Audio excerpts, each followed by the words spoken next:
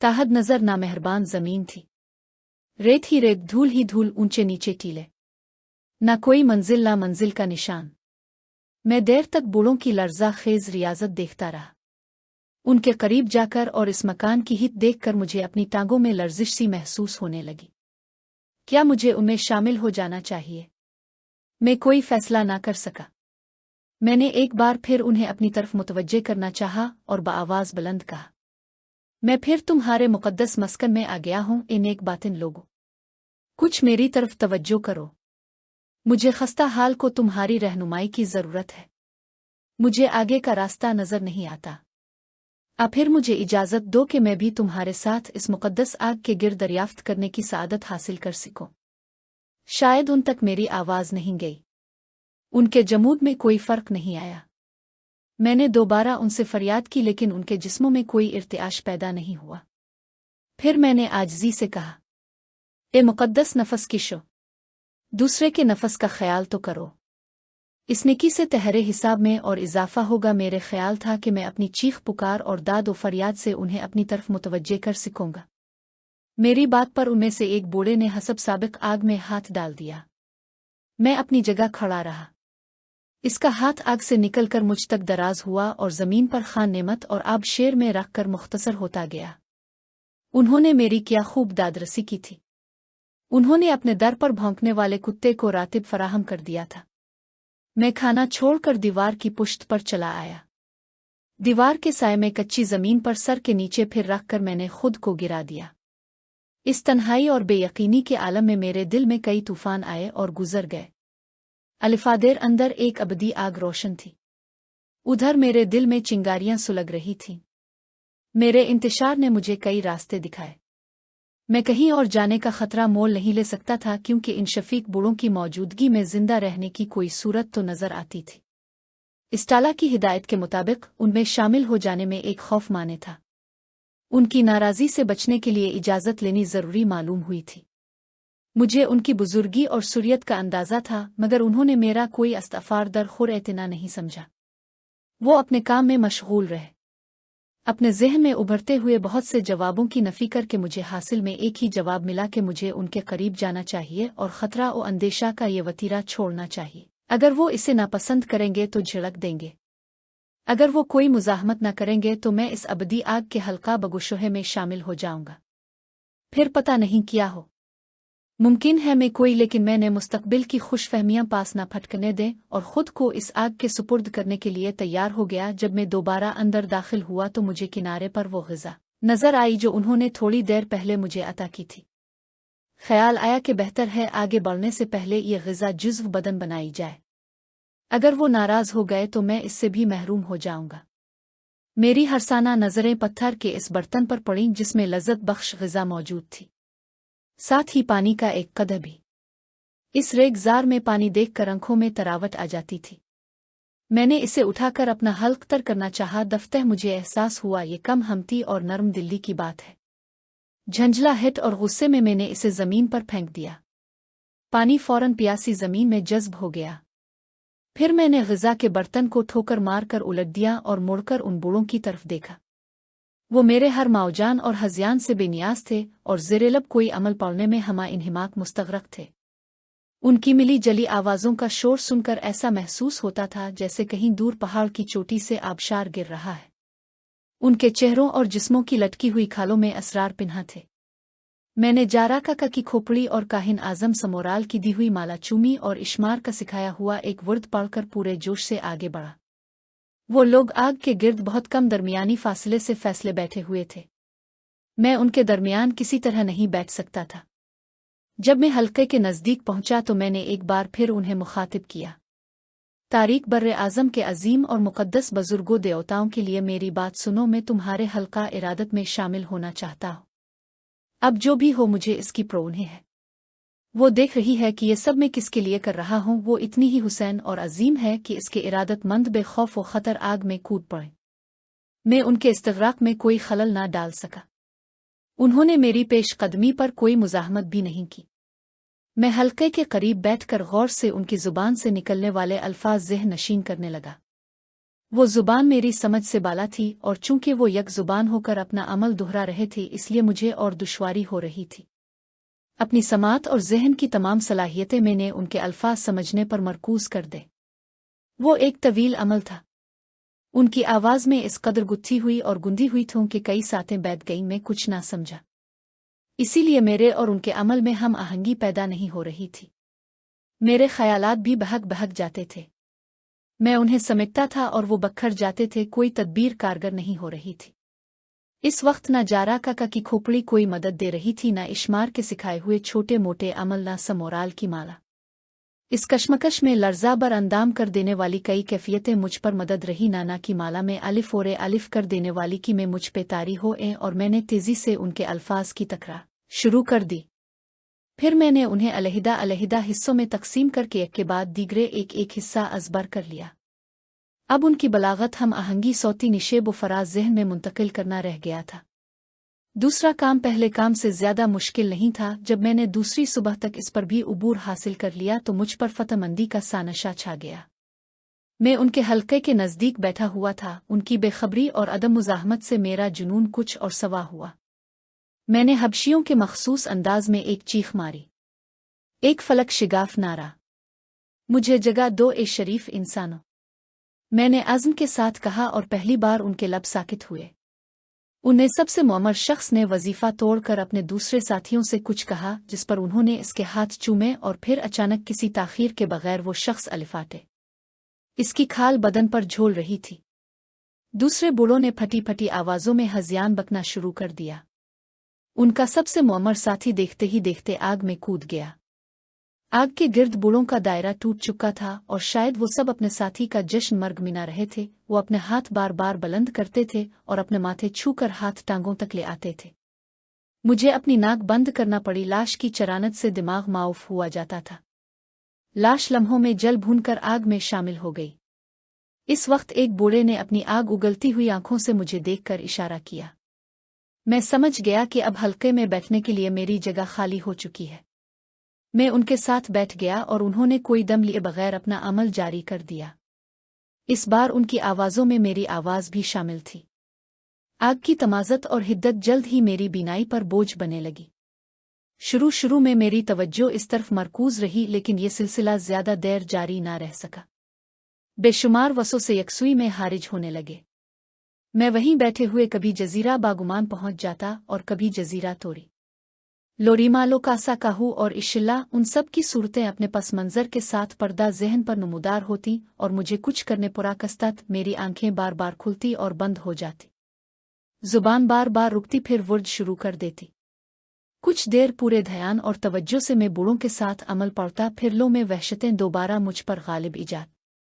मैं खुद से सवाल करता, जाबिर बिन यूसुफ, तुम्हारे अंदर हौसला नहीं है तो तुम भी आग में कूद जाओ। किसे मालूम है कि ये रियाजत कब खत्म हो और किसने वक्त मुकर्रर कर दिया है। तुम्हारी खाल भी झोल जाएगी। ये जुनून नहीं तो और किया है। इस जुनून से बेहतर मौत है। अगर इस रियाजत का कुछ माल ना निकला तो तुमने अजियतों में वक्त ज़ाय कर दिया। हो सकता है सदियां बैठ जाए। तुम्हारे चेहरे के नकूश भी आग की तपश से तप कर भर भरा जाए। मुमकिन है कल तुम भी उन बूढ़ों की तरह अपने पैरों पर खड़े होने की सकत खो बैठो। लेकिन ये सिर्फ मुंतशिर और प्रागंदा ख्यालात थे, जिनकी आमद पर कोई पाबंदी आयद नहीं की जा सकती थी। आदमी का सबसे बड़ा दोस्त और सबसे बड़ा दुश्मन इसका ज़हन है। इस ज़िद्दी खुदसर हिस्सुइस नाजुक मिजाज और खौफज़दा चीज़ के बगैर आदमी दरख्तों की तरह खुश रहता और पत्थरों की तरह मुतमईन जिंदगी गुजारता। दिल चाहता था कि वहां से उठूं और दूर भाग जाऊं, मगर भाग कर कहाँ जाऊंगा। इस इम्तिहानगाह में कामयाबी से पहले छुटकारा पाना मुहाल था। सो मैंने खुद को भला दिया, उन सब के चेहरे भला दिए जो मुझसे मुताल्लिक थे। सिर्फ एक चेहरा आद दे, वो गैरत नाहीद चेहरा। मैंने खुद को ज़मान और मकान की फ़िक्र से आज़ाद करके हालात के सुपुर्द कर दिया। अव्वल कुछ परेशानी हुई, फिर मैं पूरी तरह डूब गया और मुझे शब और रोज़ और ज़मीन की गर्दिश का एहसास ना रहा। भूख प्यास की हिस मिट गई कि होश था कि मैं कितनी मुद्दत तक जज्ब की कैफियतों से दो चार रहा। कितने हफ्ते, कितने महीने, कितने साल उन बुजुर्गों की मैयत में और इस आग के गिर्द मैंने गुजारे। मुझे कुछ होश नहीं था। हाँ, मुझे इस वक्त कुछ एहसास हुआ जब एक दिन मेरी तरह एक शख्स ने इस मकान में दाखिल होकर हमसे मदद तलब की। इसकी पशमज़दा आवाज़ पर मेरे हाथ खुद ब खुद करीब रखे हुए बर्तनों पर गए और मैंने आग में उन्हें डाल दिया। लम्हों बाद मशीनी अंदाज में मैंने आग के अंदर हाथ डालकर वो बर्तन निकाले। बर्तन ग़िज़ा और पानी से भरे हुए थे। मैंने इस शख्स की तरफ अपना हाथ बुलंद किया। मेरा हाथ दराज होता गया और थके हुए मुसाफिर को ग़िज़ा पहुंचाकर अपनी असल हालत में आ गया। इसके बाद वो मुसाफिर मेरे करीब आकर बैठ गया और बूढ़ों के मुतहर्रिक लब खामोश हो गए। उनकी भिनभिनाहट रुक गई। उन सब की नज़रें मेरे चेहरे पर निकली हुई थीं, जैसे मैं अब भी उनके लिए अजनबी हूं। वो खड़े हो गए और उन्होंने उछलना शुरू कर दिया। माहौल में एक बार फिर जिंदगी के आसार नमूदार हुए। फिर एक बूढ़े ने अपने हाथ में एक शोला उठाया और इसे मेरी हथेली पर रख दिया। यह दहकता हुआ अंगारा मेरी हथेली पर आते ही आनाफाना एक चमकदार मोती की शक्ल में तब्दील हो गया। मैं रियाजत में इस वक्फे के मुताल्लिक कुछ मुझने की कोशिश कर रहा था कि एक बूढ़ा अपनी नीम जन आवाज में पहली बार मुझसे मुखातिब हुआ। तुम यहां से जाओ, तुम्हारा काम पूरा हो गया। मैं बेइख्तियार सीने पर हाथ रख कर झुका। मुक़द्दस बुजुर्ग, मैं अपना काम पूरा हो जाने के बाद भी यहां से नहीं जाना चाहता। यहां बड़ा सुकून है। इस रियाजत के बाद मुझे एहसास हुआ है कि तर्क लज़्ज़त और ज़ब्त नफस में किया लुत्फ़ और कैसा नशा है। मेरा ज़हन ताज़ा और मेरे हवास इस तमाम अरसे में सुकून से रहे हैं और मैंने इस आलम में उनगिनत दुनियाओं की सैर की है। मुझे अपने साथियों में शुमार करो। तुम्हें देवताओं का वास्ता, मुझे इस सरफराज आग में झोंक दो, मगर बाहर मत भेजो। नहीं नहीं, इसने फटी हुई आवाज में कहा। वो आ गया है। अब यहां तुम्हारी कोई जरूरत नहीं रही। वो हमेशा के लिए आया है। तुम आर्जी कयाम के लिए आए थे। तुम्हारे पास शिपली है जो तुम्हारी कामयाबी और इकबाल मंदी की जमानत है। तुम यहां से जाओ और इस बूढ़े को यहां बैठने दो जिसने बका का फैसला किया है। मैंने इस मोमर अजनबी की तरफ देखा जो शक्ल व सूरत से कोई बहुत बरगुजीदा शख्स मालूम हो रहा था। वो हसरत से मेरी तरफ देख रहा था, जैसे इसे मेरे उठने का इंतजार हो। बूढ़ा सिर्फ एक बात की तकरार कर रहा था कि मुझे जल्द अज जल्द ये जगह छोड़ देनी चाहिए। इससे पहले कि मैं उसके से कोई और सवाल करता, इसने अजनबी शख्स की तरफ इशारा किया। वो तेजी से उनके रक़्स में शामिल हो गया। मैं भी इस बेहंगम रक़्स में उनकी तकलीद करने लगा। अचानक वो बैठ गए और मेरी जगह पर तेजी से अजनबी शख्स ने कब्जा जमा लिया। न जाने मुझे क्या हो गया था कि अब मैं जिंदा लोगों की बस्तियों की तरफ जाना नहीं चाहता था। मैं हैरान परेशान इसे देखता रहा। अब वहां मेरे बैठने के लिए कोई जगह नहीं थी। उन्होंने अपना सब्र आजमा अमल दोबारा शुरू कर दिया था। मैं कुछ समझते और कुछ ना समझते हुए गूंगों के आलम में हल्के से बाहर आ गया। मैंने एक बार फिर अपने रास्ते इम्तिहान और रहनुमाई के लिए चीख चीख कर कहा, लेकिन वो मेरी किसी बात का जवाब ना दे सके और मुझे गर्दन झुकाए मकान से बाहर वापस आना पड़ा। मेरे हाथ में वो नादिर हीरा मौजूद था जिसे बूढ़े ने शिपली का नाम दिया था। मकान के अहाते से निकल मुझे अंदाजा हुआ कि मैंने खासा बड़ा वक्त उन लोगों के साथ गुजार दिया है। मेरी दाढ़ी बेतहाशा बड़ी हुई थी और मेरा जिस्म खाक और धूल में अटा हुआ था। बालों में इतनी खुश्की और गिरजे हुई थी कि मुझे अपना सर एक वजनी बोझ की तरह महसूस होता था। मेरी खाल उन बूढ़ों की तरह नहीं झोल रही थी, लेकिन इसमें खुरदरा अपन आ गया था। मुझे अपने इस हुलिये से वहशत सी होने लगी। अपनी राह इस बदनुमा जिस्म से अलहदा करने की ख्वाहिश शिद्दत से मेरे दिल में जागुजी हुई, लेकिन इस तमाम वहशतनाक हुलिये के बावजूद एक तवानाई थी जो मुझे अपने अंदर महसूस होती थी। मैं अंगड़ाइयां लेता हुआ एक समत चल पड़ा।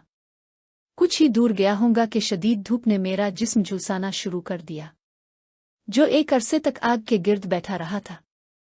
इस धूप से बचने के लिए 400 दौड़ने लगा, मगर वहां कोई साया नहीं था। ये सब क्या हुआ?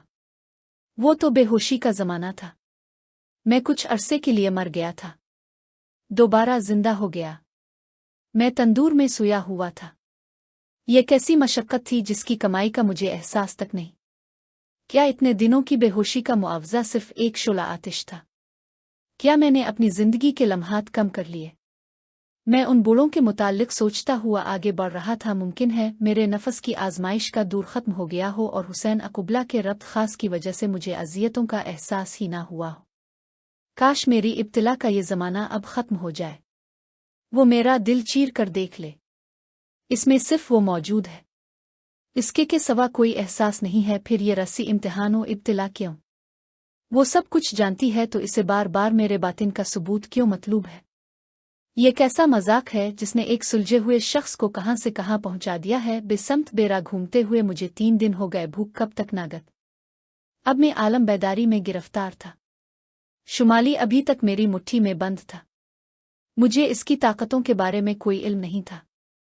जब मैं थक कर निढाल हो गया तो मैंने अपना पर असरार तोहफा आजमाने की कोशिश की। समोराल की माला जिससे रोशनी की किरणें फूटे लगती थीं, बूढ़ों की खानका में मांद पड़ गई थी, लेकिन अब बूढ़ों की इकामतगाह बहुत दूर निकल गई थी। मैंने ये असलहा आजमाया तो मेरी ख्वाहिश के मुताबिक काहिन आजम के अतिये ने मेरी मदद की। मैं एक समत हो लिया। इस्टाला भी उन 3 दिनों में मुझे कहीं नजर नहीं आया था। मुझे गुमान गुजरा कि कहीं माजूल इस्टाला जजीरा बागुमान वापस न पहुंच चुका। अगर ये बात दुरुस्त साबित हुई तो जजीरा बागुमान से मेरी वापसी जल्द मुमकिन हो सकेगी, बसूरत दीगर बदकुमाश और जालिम लोकासा मेरी वापसी पर किसी खुशी का इजहार नहीं करेगा। मेरे जहन में एक बार ये ख्याल भी आया था कि अगर मैं इस्टाला को जेर करके इसका सर लोकासा की खिदमत में पेश करूं तो इसकी मेहरबानियों के दरवाजे मुझ पर खिल जाएंगे, लेकिन यह गैर शरीफाना बात होती। जाबिर बिन यूसुफ अल-बाकर खुद से ऐसे किरदार की तवक्को नहीं कर सकता था। इस्टाला से जजीरा बागुमान के अवाम बहुत खुश मालूम होते थे। सबसे अफसोसनाक और तकलीफ दे बात यह थी कि लोरीमा के नाजुक अंदाम सरापा पर लोकासा जैसे कर ये शख्स का तसर्रुफ था। ये मर मुझ जैसे शख्स के लिए सख्त नाकाबिल बर्दाश्त था। तवील रास्तों पर मैं मंसूबे बनाता और नहीं रद्द करता हुआ आगे बढ़ रहा था। दिल में एक खलबली मची हुई थी। इस बर्रे आज़म के अफसों में जिंदगी गुजारना ही मुकद्दर है, तो फिर ऐसी जिंदगी गुजार दी जाए कि यहाँ के लोग याद रखें एक शख्स मुहज्जिब दुनिया से आया था, इसका नाम जाबिर बिन यूसुफ अल-बाकर था। इसके पास कुछ नहीं था। इसने सब कुछ हासिल किया और एक इनकलाब बर्पा कर दिया। मगर ये बात की बातें थीं, इस वक्त पेट की इश्तिहा मिटाने और रास्ता ढूंढने का मसला था। मैं टीलों और गारों में जिंदगी के आसार तलाश करता हुआ चलता ही रहा। खासी दूर जाने के बाद अचानक मेरी बाईं जानिब गर्द और गुबार का बड़ा तूफान अलिफाटेने लगा। यह तूफान किसी हंगामे का पेश खैमा था। इसके से पहले भी यही हुआ था। मेरा दिल मुतज़लज़ल होने लगा। यकीनन इस्टाला इस तूफान से बरामद होगा। मैंने तूफान की समत भागना शुरू कर दिया। लम्हों की देर थी कि गर्दो गुबार के इस अंबों ने मुझे अपनी लपेट में ले लिया। मेरा दम घुटने लगा। मिट्टी के ज़रात आंखों और नथनों में घुस रहे थे। मैंने आंखें बंद कर ले। दोनों ख्तेलाहे चेहरे पर जमा ले। मेरी दाढ़ी 2 तरफ फैल गई थी। हुआ कि झक्कड़ इतने शदीद थे कि मुझे अपने पीर जमाने मुश्किल हो गए। 2-3 बार मैंने खुद को संभाला, मगर फिर मेरे कदम उखड़ गए। हुआ कि एक जबरदस्त रीले ने पूरी शद्वमत से आकर मुझे जमीन से उठा लिया और मैं किसी हकीर तिनके की तरह हुआ के इशारों पर नाचने लगा। संगलाख पहाड़ियों पर लुढ़कने से मुझे जो अजियत हुई, इससे मेरी चीखें निकल गईं। कुछ लम्हों बाद तूफान की शिद्दत कम हुई तो मैंने खुद को निशेबी इलाके में पड़ा पाया, जहां दूर एक झोंपड़ी नजर आ रही थी और फिजा में एक मातम सा बरपा था। किसी औरत के रोने की आवाज़ तूफान की आवाज़ से मिलकर दिल दहलाए देती थी। हर सम से गिरिया विजरी की आवाज़ अलिफाबेर रही थी। कोई बहुत ही दर्दनाक अंदाज में रो रहा था। इस तूफान और रेगजार में झोंपड़ी देखकर मेरी आंखें हैरत से फैल गईं। मैं जल्दी से उठा और इसी जानिब चल दिया। 1-1.5 फरलांग आगे जाने के बाद विजरी की समत का तयन करने में मुझे कोई दुश्वारी नहीं हुई। मैं किसी झिझक के बगैर झोंपड़ी में दाखिल हो गया और मेरे कदम मुंजमद हो गए। जब मैंने वहां एक चुड़ैल किसी शक्ल की औरत देखी और एक शेर खार बच्चा इसकी आगोश में पड़ा देखा। बच्चा माँ से बारी तरह चिमटा हुआ था। औरत हड्डियों का पिंजर नजर आती थी। इसके बरक्स शेर खार बच्चा खासा सेहतमंद और खूबसूरत नजर आता था। इस छोटी सी झोंपड़ी में उनके सिवा कोई और नहीं हो सकता था। औरत कमर झुकाए बैठी बारी तरह बैन कर रही थी। इसने मेरी तरफ जलती हुई आंखों से देखा। इसकी हड्डियों में पहलू बदलने से कड़कड़ाहट की आवाज बुलंद हैकर सहरा में कहीं गुम हो गई। इसकी नजरें अंदर की जानिब धंसी हुई थीं, लेकिन उन्हें पर असरार चमक थी। मैं उन नजरों की ताब ना ला सका। मुझे झरझरी आ गई। इसी लम्हे औरत की नख्फो नजार आवाज अलिफाबेर। इसने रोते हुए कहा, ओ तो इसने मुझे मुआफ कर दिया। अजनबी मुझ पर रहम करो। मुझे जल्द अज जल्द इस अजाब से नजात दिलाओ। कितने साल गुजर गए।